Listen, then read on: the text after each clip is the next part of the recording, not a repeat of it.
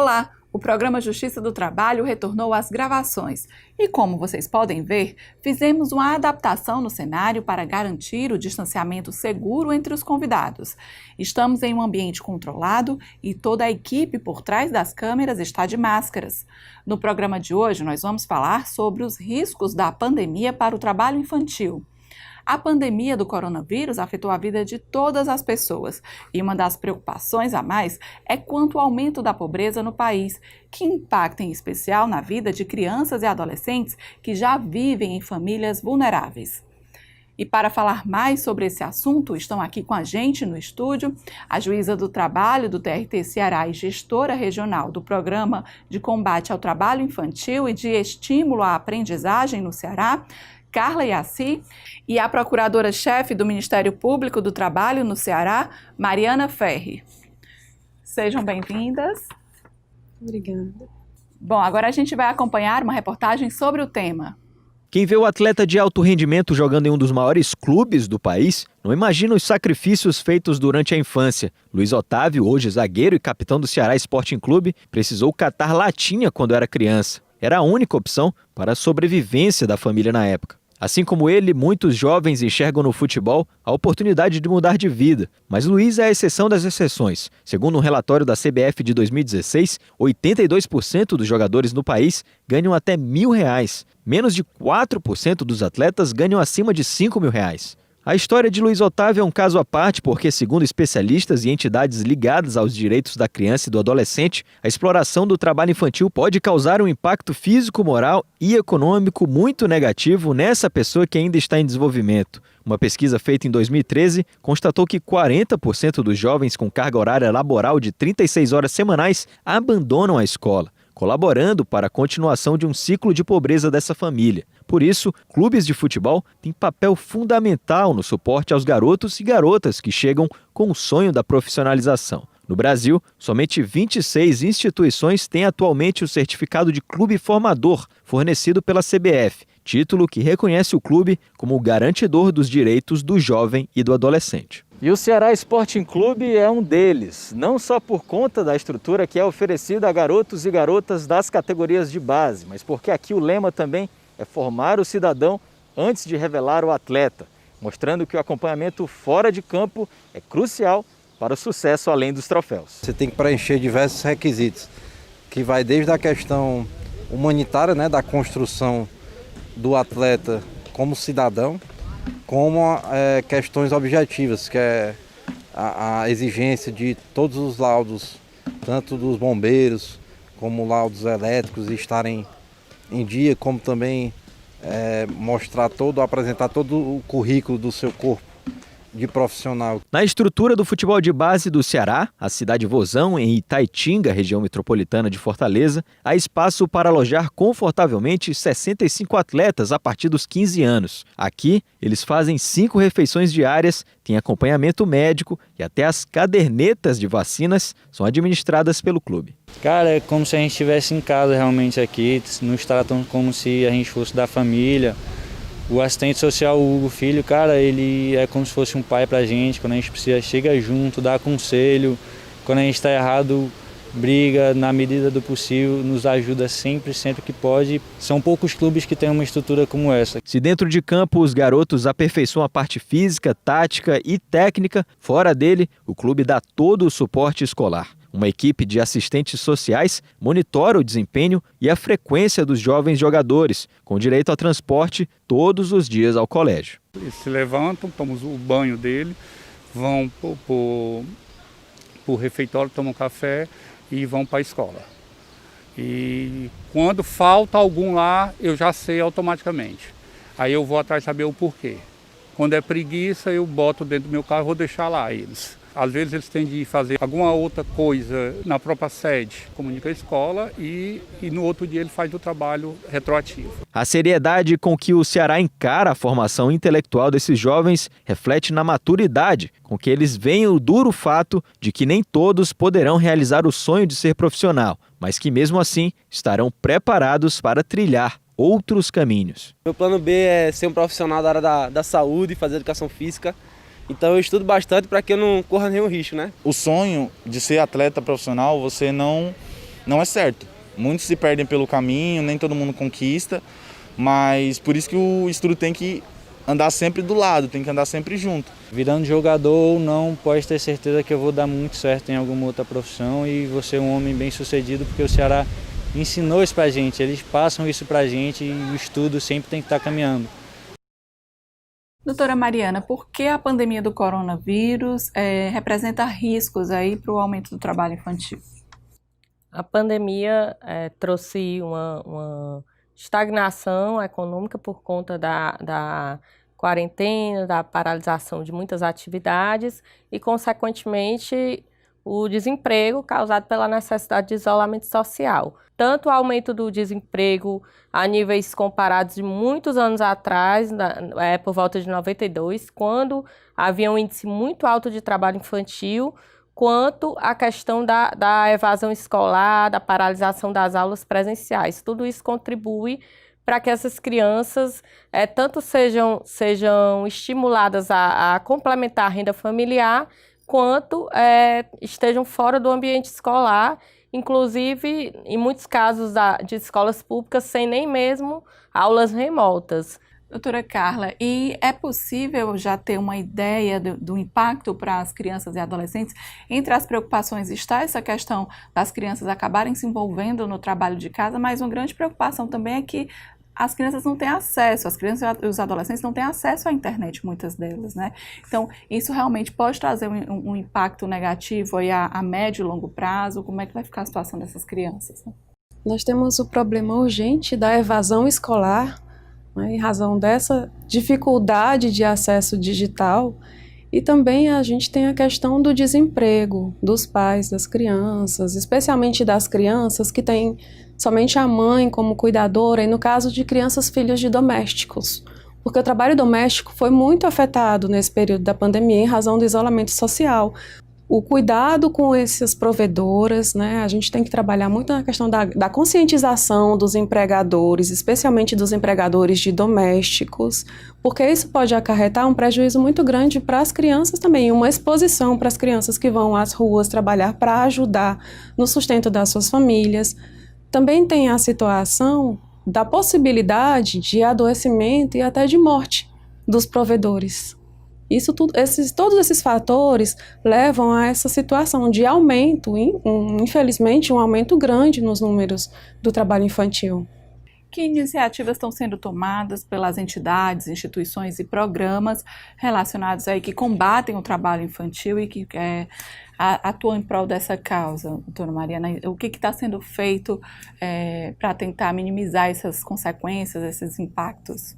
Certo. Em relação ao Ministério Público do Trabalho, apesar das limitações, né, por conta do isolamento, ao longo de toda a pandemia, o programa Peteca, né, que busca realmente trabalhar com as crianças, com os educadores, né, com rede formada também por adolescentes. Nós tentamos manter a mobilização através do Dr. Antônio, né, que é o coordenador regional da Corte Infância, fez diversas lives, promoveu estímulo à leitura com essas crianças e adolescentes.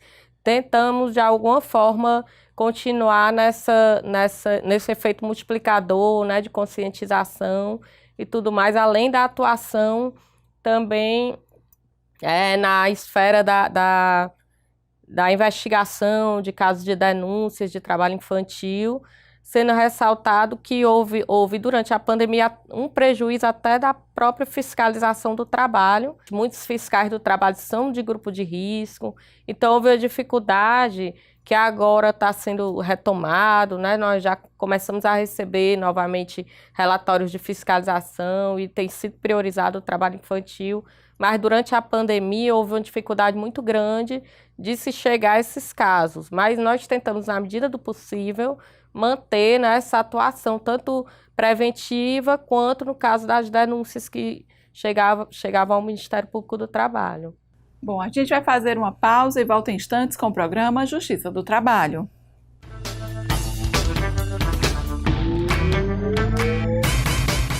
Voltamos com o programa Justiça do Trabalho, hoje falando sobre os riscos da pandemia para o trabalho infantil.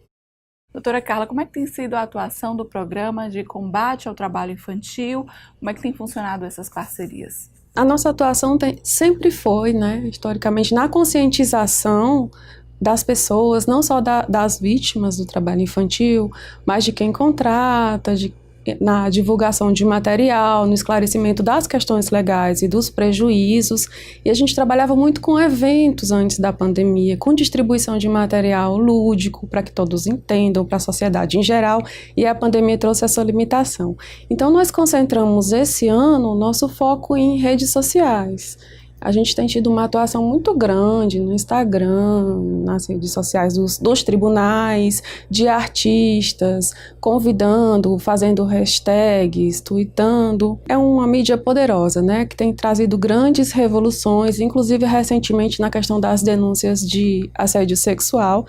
Então a gente acredita que mesmo com todas as dificuldades da pandemia, a gente vai continuar mandando essa mensagem, inclusive através de novas parcerias.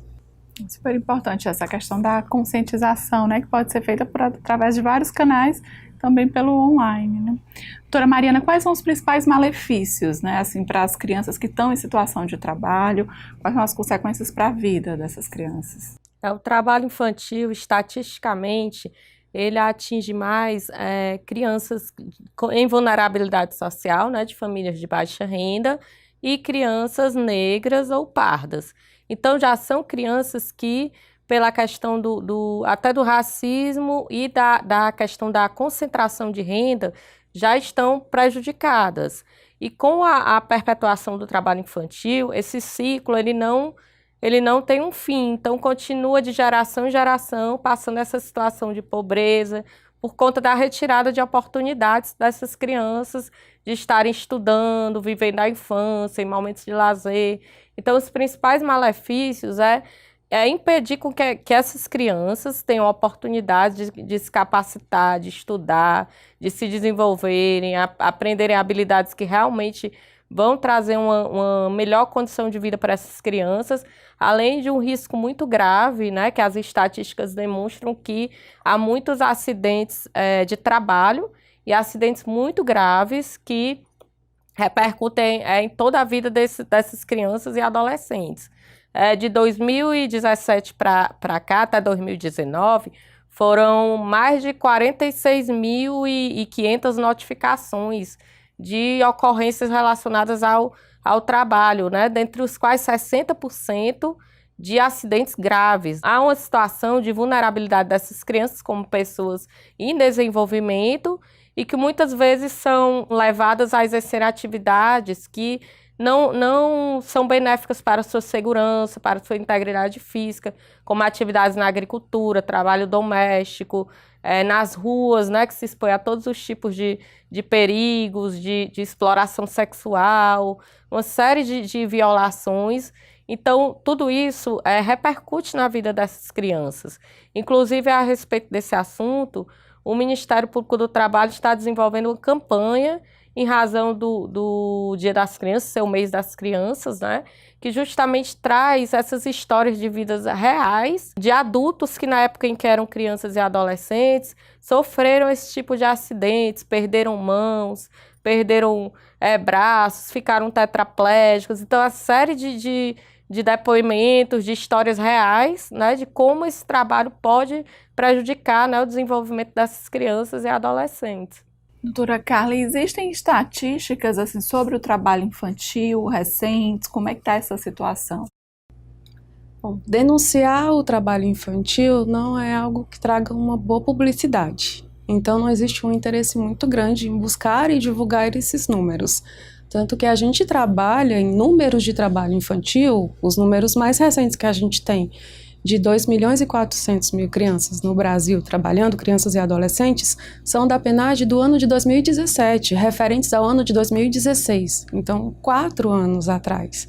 Sobre os efeitos da pandemia, a nossa informação é através de denúncias de reportagens, né? E nesse ponto a mídia, a imprensa tem esse papel tão importante de denunciar, quando a gente não tem um órgão governamental trabalhando efetivamente em buscar e trazer esses números, em informar esses números. Doutora Carla, o Tribunal do Trabalho fez uma parceria com o Ceará Esporte Clube, né? Então, assim, como é que foi essa parceria? Conta pra gente. Sim, estamos muito felizes em iniciar agora essa parceria com o Ceará Esporte Clube, que teve um ano atrás, quando a gente estava realizando a Semana da Aprendizagem, fizemos esse contato. O clube teve a oportunidade de visitar umas das nossas exposições e eles perceberam, né, que tinha muito a ver com o trabalho que eles também fazem de conscientização, a partir da própria experiência dos atletas, porque muitos atletas no Brasil passaram pela situação, né, de ter sido crianças exploradas, crianças que tiveram que trabalhar, nasceram muito pobres, então foi uma maneira deles se sustentarem e então muitos desses atletas, se identificando com essa situação, encamparam a nossa luta, né, e o clube também tem essa consciência, e aí a gente está começando essa parceria agora, e a gente vai dar, através da utilização da TV, que transmite os jogos, eles vão passar a mensagem através do uso das nossas máscaras, vídeos com os atletas, é uma parceria que ainda vai render muitas ações, né? Felizmente, é muito feliz essa atuação e essa preocupação do clube também. Doutora Mariana, há quem diga que é melhor trabalhar do que roubar. Dizem essas frases muito para crianças, adolescentes. Queria que a senhora comentasse em cima disso.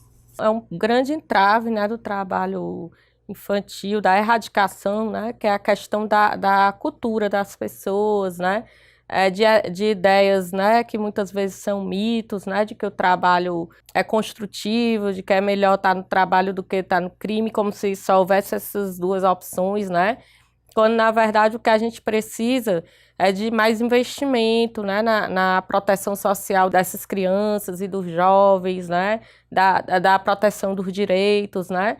Então, assim, é um grande problema enfrentado realmente a cultura das pessoas, né, mesmo pessoas bem educadas, né, na educação formal e tudo, como autoridades, muitas vezes a gente vê defendendo o trabalho infantil e realmente é um grande problema, né, porque na realidade, como a gente vem falando aqui no programa, não traz um benefício a longo prazo, né, para essas crianças, pode emergencialmente ajudar a família ali num momento de desespero, né, de necessidade, mas a longo prazo traz uma série de malefícios, né, para a criança e para o adolescente. Bom, a gente vai fazer um rápido intervalo e volta daqui a pouco com o programa Justiça do Trabalho.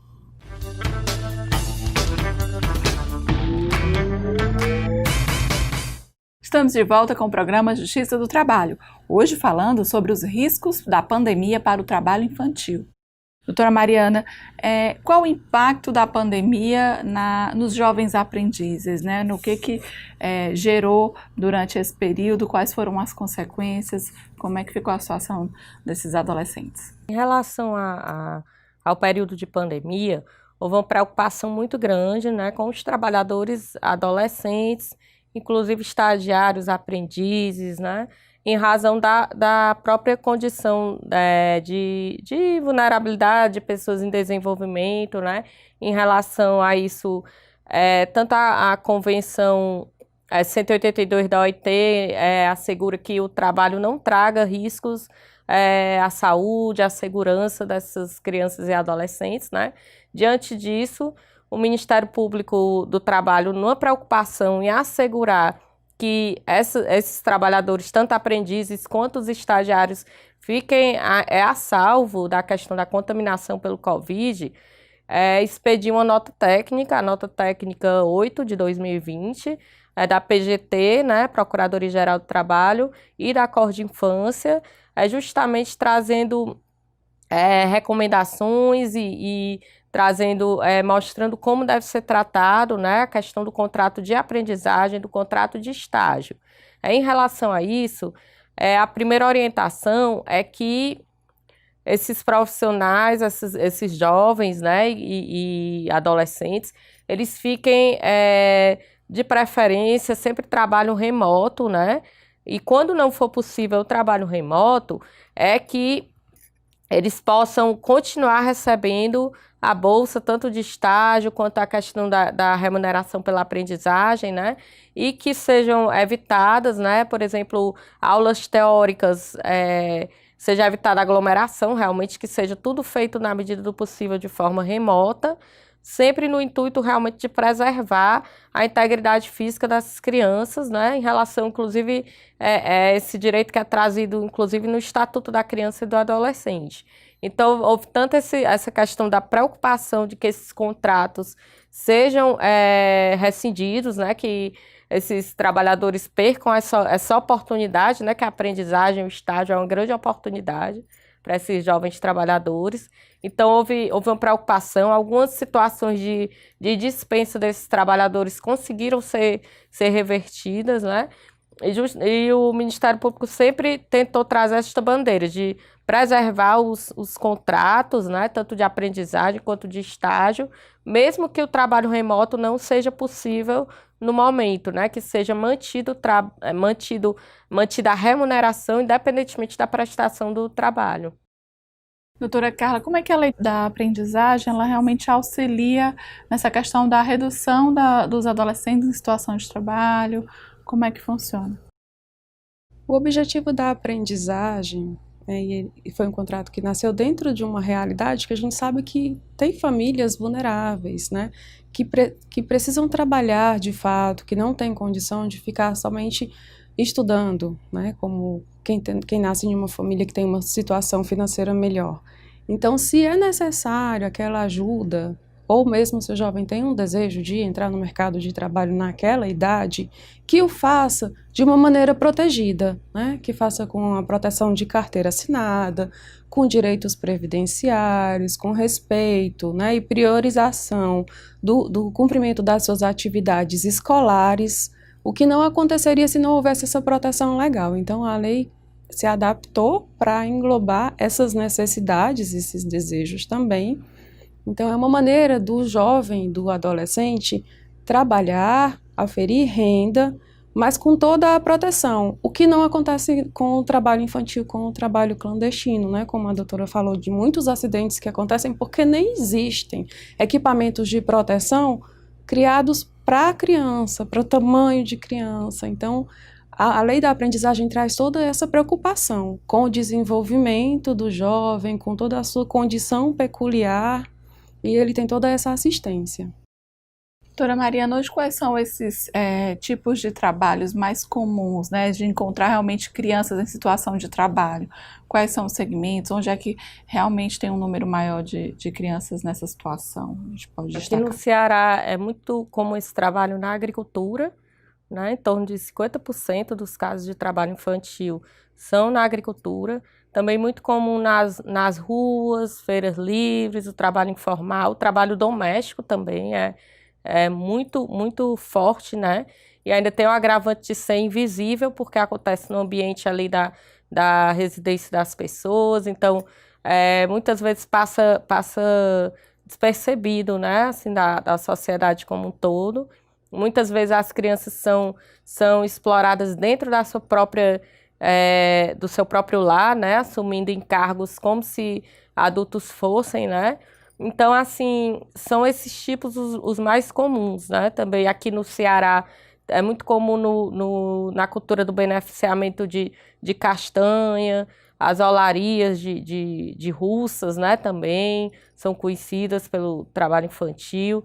Então, são muitos casos e geralmente atividades que realmente trazem um risco grande, né? A agricultura tem um risco muito grande de contato com agrotóxicos, contatos com animais peçonhentos, uma série de riscos, né? Então, o trabalho infantil geralmente ele ocorre nesses locais onde há um risco acentuado para as crianças.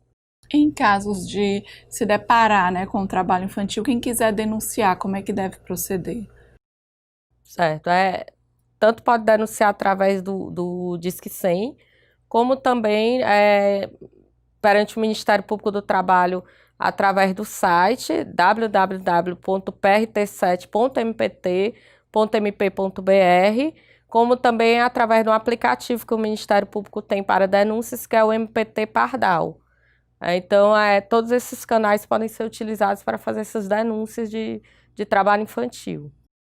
Doutora Carla, que iniciativas, na verdade, poderiam existir para se combater efetivamente esse trabalho infantil, né? O que é que poderia ser feito para evitar tantas crianças em situação de trabalho?